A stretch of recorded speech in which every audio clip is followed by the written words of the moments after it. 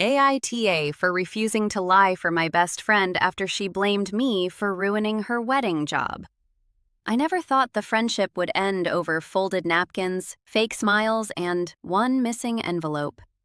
I'm 29, and for almost 12 years, my best friend Maya had been the kind of person everyone described as unforgettable. She was loud in the charming way, always the first person dancing at birthdays, the first person organizing surprise gifts, the first person convincing strangers to join karaoke. I was the opposite. Quiet, organized, the one who remembered reservation numbers, backup batteries, and which friend secretly hated onions. Somehow it worked. For years, people joked that together we were one functioning adult. So when Maya got engaged last year, nobody was surprised that she asked me to help with the wedding. She didn't ask me to be maid of honor because her younger cousin had already been promised that role when they were teenagers, which honestly didn't bother me. Instead, she asked if I would coordinate things behind the scenes because, according to her, "You're the only person I trust not to let everything collapse." I said yes. At first it felt nice. I spent evenings comparing chair rentals, calling florists, checking invoices, organizing spreadsheets, and fixing little problems before they reached her. The venue changed prices twice. The cake company mixed up flavors. The photographer forgot the second contract page. Every time, I handled it. I also paid for a few emergency things up front because she promised she'd transfer it later. Nothing huge at first. $40 here, $60 there. Then came the week before the wedding. The original event coordinator from the venue got sick, and the replacement clearly had no idea what was happening. Tables were wrong, guest list copies missing, and half the decorations were still in storage the morning before the ceremony. Maya was panicking, so I arrived at 7 in the morning to help. I tied ribbons, directed delivery drivers, fixed seating cards, answered calls from the DJ, and even steamed table runners because apparently nobody else thought wrinkles mattered until Maya saw them. Around noon, Maya handed me a sealed envelope. She said, "This is for the venue manager after everything starts. Don't forget." I put it in my bag because both my hands were full. Then the makeup artist arrived late. Then one bridesmaid spilled coffee on her dress. Then the groom's mother demanded different flowers because she thought white roses looked funeral-like. Everything became chaos. During the ceremony itself, I barely sat down. I was fixing candles, helping elderly guests find seats, carrying extra chairs, answering questions about parking. The wedding still looked beautiful. Maya looked happy. I remember thinking maybe all the stress had been worth it. Then came dinner. The venue manager approached Maya near the head table. They spoke quietly for maybe 30 seconds. Then Maya turned and looked directly at me. Not confused, angry. She walked over and said, "Did you seriously lose it?" I asked what she meant. She said the envelope. The payment envelope. I immediately opened my bag. It wasn't there. I checked every pocket. Nothing. I genuinely had no idea where it went. Maya's face changed instantly. She asked, "Are you joking right now?" I said I must have put it somewhere during setup and I'd find it. She said the envelope had $800 cash for final service tips and extra charges. 800. I started retracing everything. Kitchen, storage room, bridal suite, reception desk. Nothing. After 20 minutes, Maya came into the hallway while I was checking behind stacked boxes. She asked quietly, "Did you take it?" At first, I thought she was joking. She wasn't. I asked if she seriously believed I stole from her.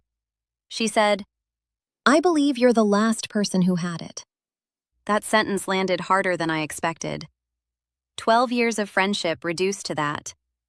I told her I didn't take anything. She crossed her arms and said the venue manager needed paying immediately. I transferred the money from my savings on the spot because there was no time for argument. $800. She accepted it without thanking me. The rest of the wedding felt different after that. She smiled in photos, she danced, she laughed with guests. But every time she looked at me, it felt like suspicion. I left before midnight without saying goodbye. The next morning, I expected a message, maybe apology, maybe explanation. Instead, I woke up to 3 texts. First, We need to talk. second, The envelope still hasn't appeared. third. Please just tell me the truth before this gets uglier. That last message made me physically angry. I replied that I already told the truth. Then I asked if she planned to return the $800 I covered. She replied, Not until we sort this out. as if I was under investigation. I stayed quiet the rest of the day because I didn't trust myself not to say something cruel. By evening, mutual friends started messaging. Not openly accusing, just weird questions. Did everything get resolved? Such a stressful night, huh? That meant she had already talked. So I called one friend directly. She hesitated before admitting Maya told people the envelope disappeared while it was in my care. She didn't say you stole it, my friend added. But she didn't need to. I sent Maya one message. You have until tomorrow evening to either publicly correct this or send my money back. She replied 2 hours later. Don't threaten me over my wedding. That was when I stopped protecting her. I called the venue. I asked if they had security cameras near the bridal prep room. They did. The manager said footage wasn't normally shared casually, but because payment disputes had already been mentioned, he reviewed that section. He called me back 20 minutes later. The envelope had never left the prep room. It was visible on a side table.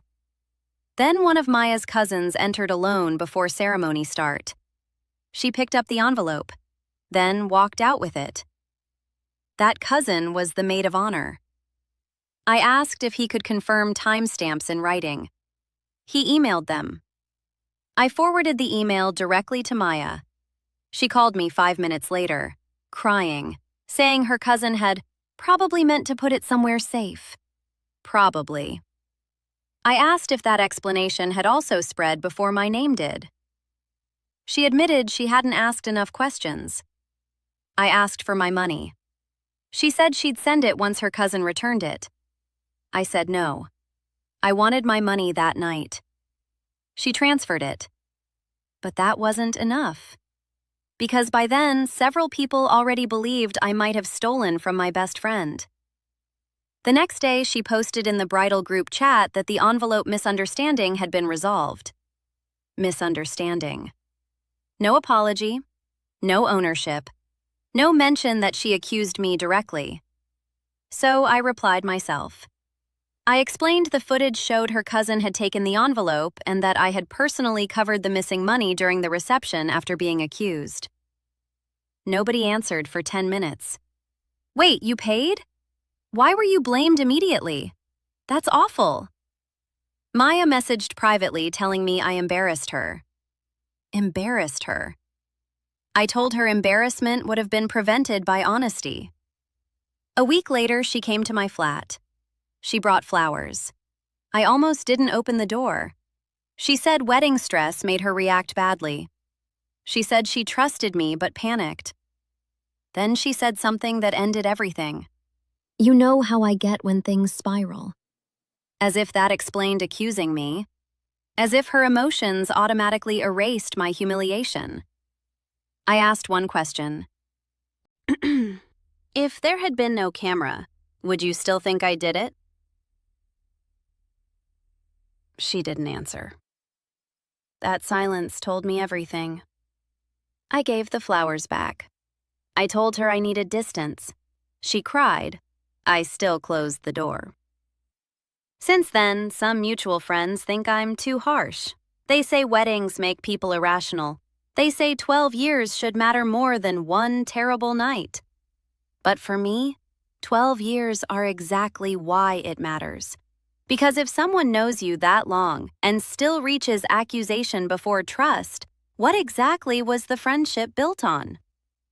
Maya has texted 3 times in 2 months. First, apology, then birthday wishes, then a photo of us from years ago with, "I miss this." I never replied. Sometimes I wonder if I'm punishing one bad decision too heavily. Other times, I remember standing in that hallway while my closest friend asked if I stole from her. And I think some questions can't be unheard once asked.